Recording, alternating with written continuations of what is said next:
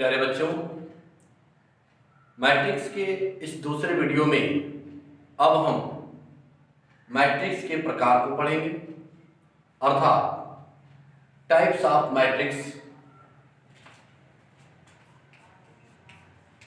Types of matrix.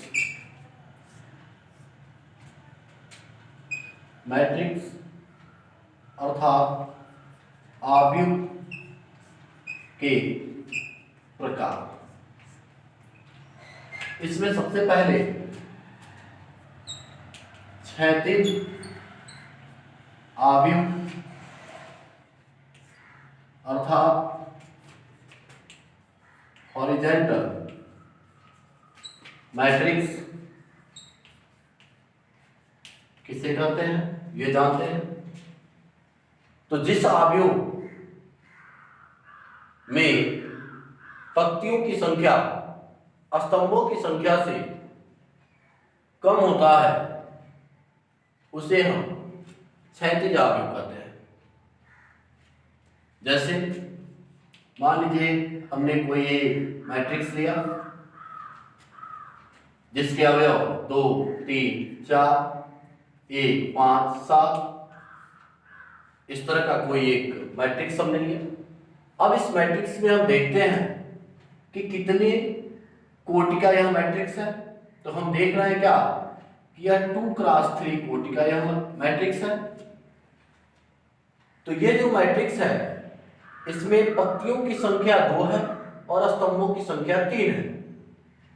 तो इस क्षैतिज आव्यूह की परिभाषा के अनुसार जिस आव्यूह में पंक्तियों की संख्या स्तंभों की संख्या से कम होती है उसे हम क्या कहते हैं, क्षैतिज आव्यूह कहते हैं।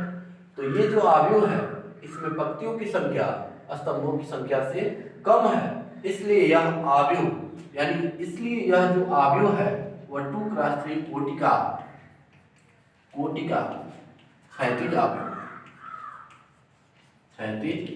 आव्यूह है। इसके बाद दूसरे नंबर पे आता है ऊर्ध्वाधर आव्यूह अर्थात वर्टिकली या वर्टिकल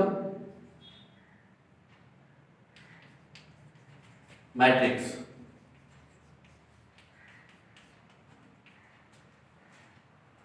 इसकी परिभाषा हम इस प्रकार दे सकते हैं, जिस आव्यूह में पंक्तियों की संख्या स्तंभों की संख्या से अधिक होती है उसे हम ऊर्ध्वाधर मैट्रिक्स अर्थात वर्टिकल मैट्रिक्स कहते हैं। जैसे मान लीजिए कि हमने कोई एक मैट्रिक्स लिया जिसमें जो अवयव है वह 3, 2, 1, 5, 7, 6 इस तरह के हमने एक मैट्रिक्स लिया। ये जो मैट्रिक्स है वह 3x2 कोटि का है। आप देख रहे हैं क्या, इसमें 3 पंक्तियां और 2 स्तंभ हैं।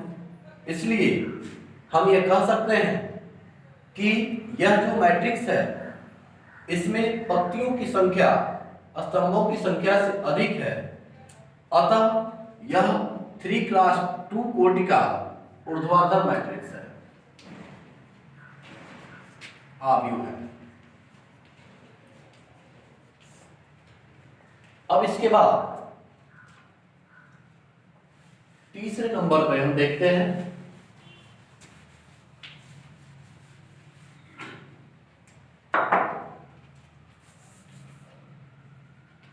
वर्ग आव्यूह।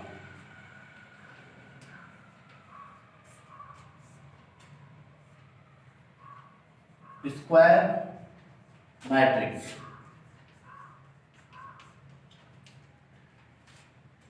डेफिनेशन इसकी, जिस आव्यूह में पंक्तियों की संख्या स्तंभों की संख्या के बराबर होती है उसे हम वर्ग आव्यूह कहते हैं। जैसे मान लीजिए कोई आव्यूह ये हमने लिया 2, 3 और 4, 5।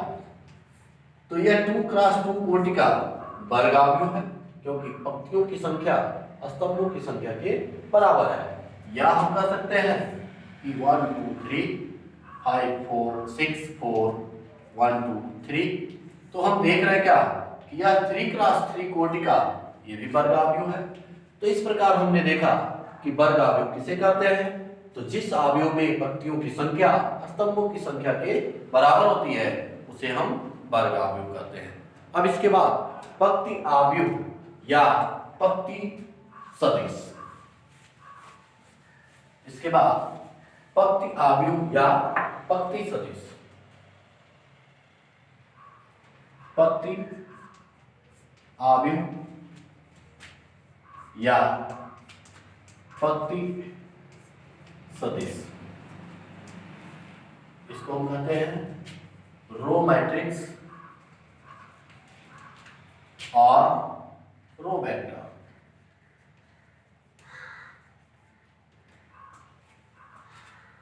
इसकी डिफिनेशन क्या होगी, तो हम कह सकते हैं जिस अवयव में केवल एक ही पंक्ति हो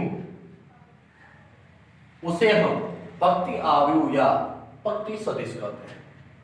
जैसे मान लीजिए कोई मैट्रिक्स हमने लिया 1 2 3,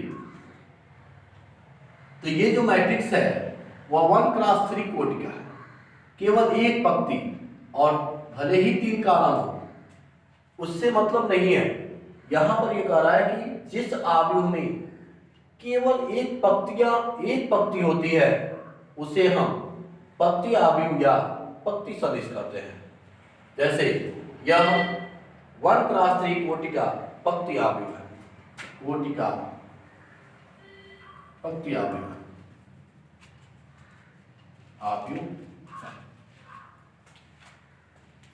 इसके बाद आता है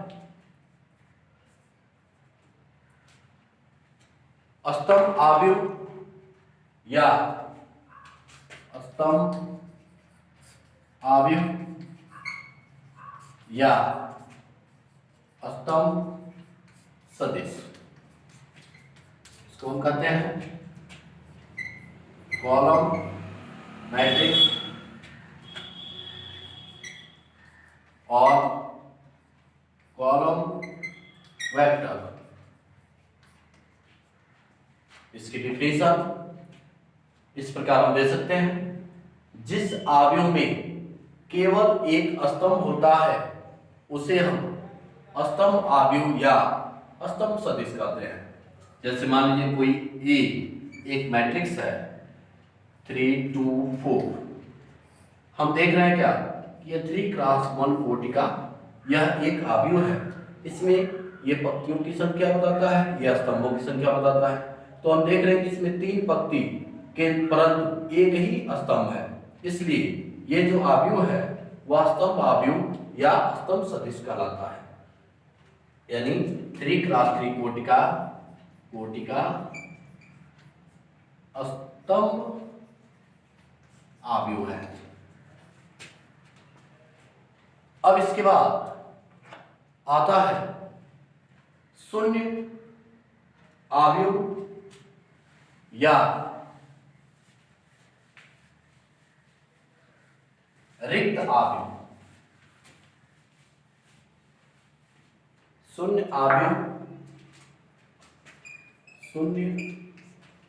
अवयव या रिक्त अवयव, इसको कहते हैं जीरो मैट्रिक्स या नल मैट्रिक्स। शून्य अवयव या रिक्ता, तो इसकी परिभाषा हम इस प्रकार दे सकते हैं,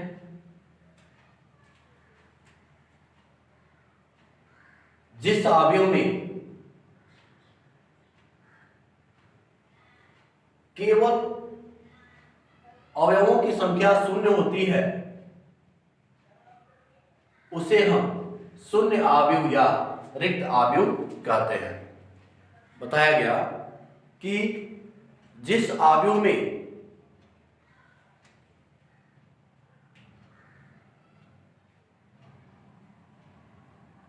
शून्य आव्यूह किसे कहते हैं?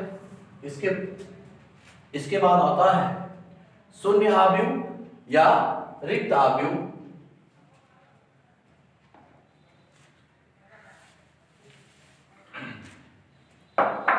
अब इसके बाद शून्य या रिक्त आव्यूह अर्थात 0 या R नल मैट्रिक्स। इसकी परिभाषा, वह आव्यूह जिसका प्रत्येक अवयव शून्य हो उसे हम शून्य आव्यूह कहते हैं। बताया गया कि वह आव्यूह जिसका प्रत्येक अवयव शून्य हो उसे हम शून्य आव्यूह कहते हैं। अर्थात कहने का मतलब यह है कि जिस आव्यूह का प्रत्येक अवयव शून्य होता है उसे हम शून्य आव्यूह कहते हैं।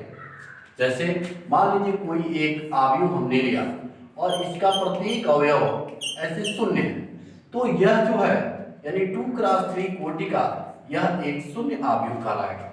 ठीक है, यानी शून्य आव्यूह की परिभाषा भी हम इसी प्रकार दे सकते हैं कि जिस आव्यूह का प्रत्येक अवयव शून्य हो उसे हम शून्य आव्यूह कहते हैं, यानी 0 और नल मैट्रिक्स कहते हैं।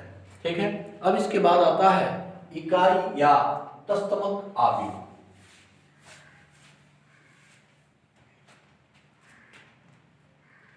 इकाई या तस्तमक आव्यूह या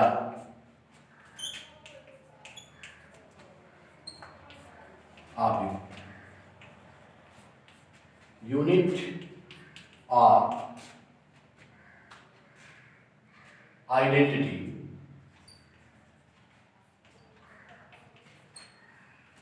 मैट्रिक्स।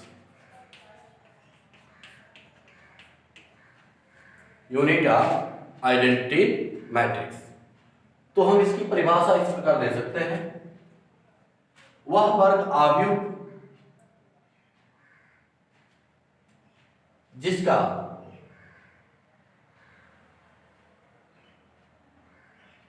मुख्य विकर्ण इकाई हो तथा शेष अवयव शून्य हो उसे हम इकाई या तस्तमक आव्यूह कहते हैं। बताया गया कि वह वर्ग आव्यूह जिसके विकर्णों के सभी अवयव इकाई हो तथा शेष सभी अवयव शून्य हो उसे हम इकाई या तस्तमक आव्यूह कहते हैं। जैसे मान लीजिए कोई एक आव्यूह हमने लिया